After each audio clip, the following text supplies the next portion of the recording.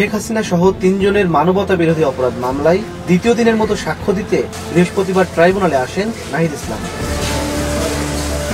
পরে জবানবন্দিতে জানান, জুলাইয়ের কোটা সংস্কার আন্দোলনে যখন উত্তাল দেশ, তখন বিএনপি জামাত নাশকতা চালাচ্ছে এমন বক্তব্য দিয়ে আন্দোলন প্রত্যাহারে সমন্বয়কদের চাপ দেয় গোয়েন্দা সংস্থা। আন্দোলন দমনে সরকারের ব্যাপক প্রস্তুতি ও সমন্বয়কদের হত্যা ও গুমের তথ্যে ৫ আগস্ট এগিয়ে আনা হয় মার্চ টু ঢাকা কর্মসূচি। এ সময় নাহিদ আরো জানান, নতুন সরকার গঠনের পূর্ব প্রস্তুতি হিসেবে ৪ আগস্টে যোগাযোগ করা হয় অধ্যাপক মোহাম্মদ ইউনূসের সঙ্গে, দেয়া হয় সরকার প্রধান হওয়ার প্রস্তাব। আমরা যেহেতু ৩রা আগস্ট এই সরকার পতনের সিদ্ধান্ত নিয়েছি এক দফা, ফলে এই সরকারকে আমরা আর মেনে নিচ্ছি না। আমাদের একটি নতুন সরকারের জন্য তখন থেকে পরিকল্পনা হচ্ছিল।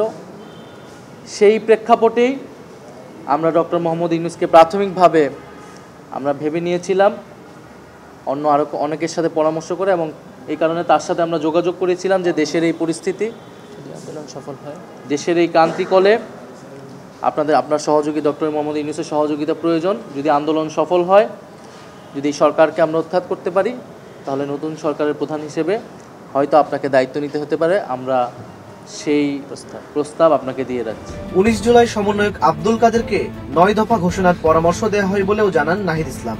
বলেন, ডিবি কার্যালয়ে আন্দোলন প্রত্যাহারের ভিডিও করা হয় চাপ দিয়ে। পরিকল্পনা ছিল গণভবনে নেয়ারও। ডিবি অফিসে নানাভাবে আমাদেরকে নির্যাতন করা হয়েছে, মানসিক শারীরিকভাবে আমাদের অভিভাবকদেরকে হেনস্থা করা হয়েছে,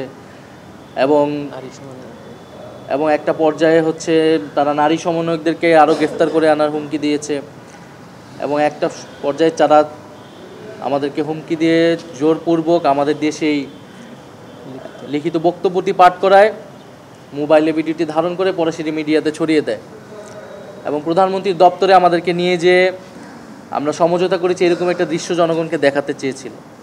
আমরা তখন অনশন শুরু করি। পরে চিফ প্রসিকিউটর তাজুল ইসলাম জানান, শেখ হাসিনা সহ ৩ জনের বিরুদ্ধে করা মানবতা বিরোধী অপরাধ মামলার প্রমাণে ভূমিকা রাখবে নাহিদ ইসলামের এই সাক্ষ্য।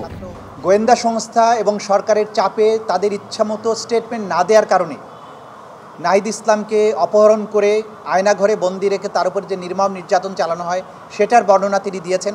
জুলাই আন্দোলনের সময় যারা ছাত্র জনতা হত্যায় জড়িত ছিল, তারা যে বাহিনীরই হোক, তাদের দ্রুত আইনের আওতায় আনা হবে বলে প্রত্যাশা নাহিদ ইসলামের। ইমন মাহমুদ, স্টার নিউজ, ঢাকা।